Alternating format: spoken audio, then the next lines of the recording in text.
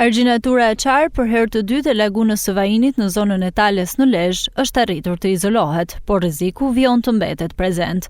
Operacioni ndërhyrjes, në të cilën u përfshin forcat e ushtrisë dhe kompani private, ka përfunduar rreth orës 3 të mëngjesit të së martës, ku janë hedhur tonelata gurësh dhe inertesh për riparimin e argjinaturës. Pas një pauze disa orëshe, mjetet e ushtrisë dhe drejtorisë së ujitjes dhe kullimit u rikthyen sërish në terren gjatë orëve të paradites për të vijuar me përforcimin e argjinaturës, e cila ende ka rrjedhje uji.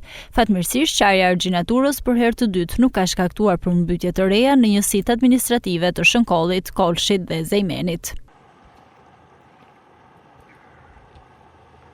Ndërkohë që prej datës 23 nëntor, policia ka kryer veprimet verifikuese dhe ka referuar materiale në prokurori lidhur me qarjen e argjinaturës, pasi ka dyshime se incidenti mund të ketë ndodhur si pasojë e moshapjes të kanalit natyror që siguron komunikimin e detit me lagunën e Vajinit.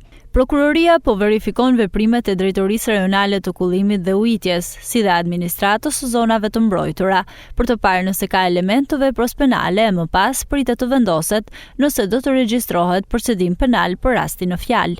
Nga qarja e argjinaturës së Vajinit, mbrëmjen e 19 nëntorit u përmbytën qindra hektar tokë në disa zona të Lezhës. 5 banesa, si dhe rreth 100 të tjera u rrethuan nga uji, duke shkaktuar dëme të konsiderueshme kryesisht në sektorin e bujqësisë dhe blegtorisë.